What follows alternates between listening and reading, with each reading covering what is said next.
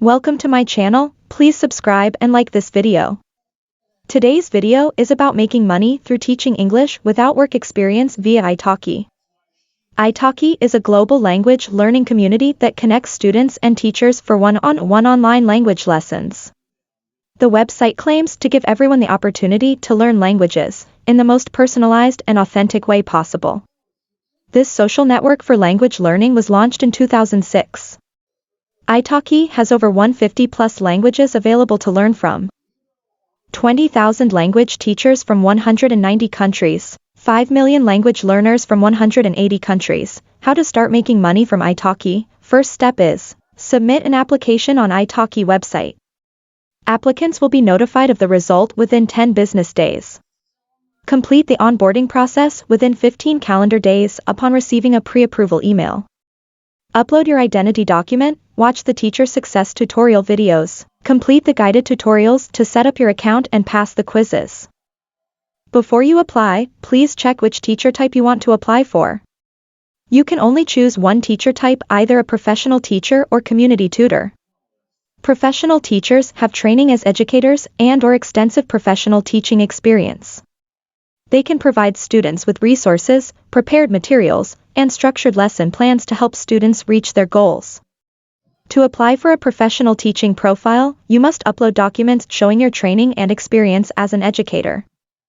Check the minimum requirements in the website. Community tutors are friendly, helpful, knowledgeable, and use their time to provide students with conversation practice. What are the differences between professional teacher and community tutor? Lesson price, including packages. Professional teacher can charge $10 to $80 per lesson, while a community tutor can charge $5 to $80 per lesson. Maximum course number, for a professional teacher, 6 for each teaching language, while a community tutor, 3 for each teaching language. Lesson category options for a professional teacher, general, conversation practice, business, test preparation, kids, and for a community tutor, general, conversation practice. Credential on teacher profile options. For a professional teacher you need work experience, education, certificates, and for a community tutor you don't need any qualifications. If you first apply to become a community tutor, you can later upgrade to professional teacher. As a teacher, you need to have the minimum requirements for technology. What are the technology requirements for Italki teachers? Once you've submitted your application, you can't edit or cancel it unless you contact Italki support. If you need help with preparing an introduction video, please check the Italki website. Once you've become a teacher, you can update your profile, such as your intro video, adding another teaching language, etc., to help you get started on the platform. I have a bit of advice from someone who worked on Italki with a few helpful tips by answering a few questions. Question 1. What inspired you to become an Italki teacher? Are you teaching on Italki out of passion, necessity, some other reason? Response. I decided to become an Italki teacher because I have always wanted to work from home. I can teach from anywhere with an internet connection, so I can work as I spend time with my family and friends, or travel whenever I want to. This is the best decision I've ever made. Also, I've always wanted to have a job that would allow me to dedicate time to the other things I enjoy, like learning other languages, making art, or improving as a musician. If you are a good teacher who cares about your job, it is easy to attract many students who are willing to take more than 2 lessons per week with you. Question. How did you go about making your presentation video, and also other parts of your profile/background? Response. In order to make my presentation video, I looked up good presentation videos on YouTube and tried to make mine similar to those. I also speak 2 languages in my video, and I added subtitles. People like to see teacher videos that are well edited, and it shows there has been effort work behind them, even if they're not too complex. Question. Did you get any teaching related certifications online prior to starting out as a teacher? Response. I don't have any online teaching certificates.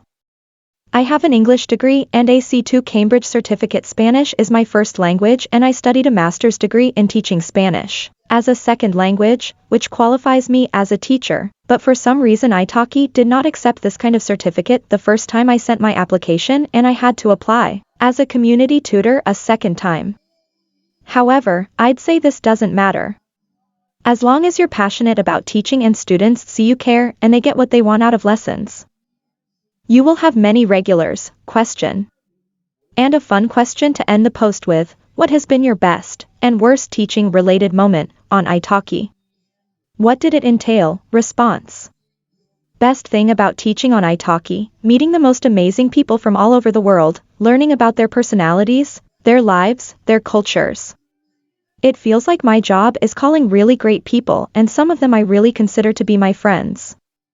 Some of them can even eventually become your friends on social media and talk to them outside of lessons or meet up IRL. You will meet some very valuable people and grow as a person thanks to them.